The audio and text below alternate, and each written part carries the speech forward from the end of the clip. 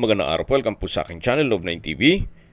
Nandito po tayo ngayon sa Tagaytay kung saan meron po tayong bagong video presentation. Isang brand new residential property na may floor area na 85 square meters.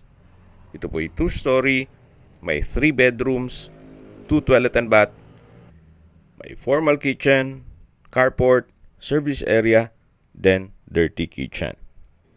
Ito po ay fully furnished. Lahat pong furnishings at appliances ay brand new.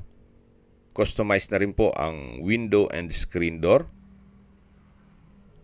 Then, meron pong mga bathroom glass sliding door o enclosure.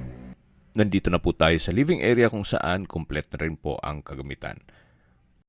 Then, yung dining area at yung formal kitchen na meron pong modular kitchen cabinet at kitchen countertop. Ito naman po yung common toilet and bath.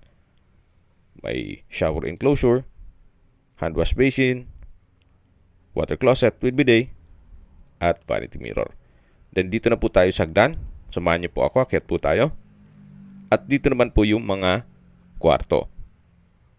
So yan po yung first bedroom na may access sa balkonahe. So lahat po nakikita yung kagamitan ay kasama po yan pati mga aircon nito. Ito po yung second bedroom. Kumpleto na rin po yan. At dito naman po yung third bedroom na kung saan meron din pong double deck at wardrobe. Ito naman po yung pangalawang banyo o toilet and bath na kumpleto rin ang kagamitan. So napakaganda po nito. Gawin yung staycation business o ipasok nyo sa Airbnb. Binibenta po ito ni owner sa halagang 13.5 million pesos. Kung may mga katanungan po kayo, tawag lang po kayo sa aking numero. Maraming salamat po.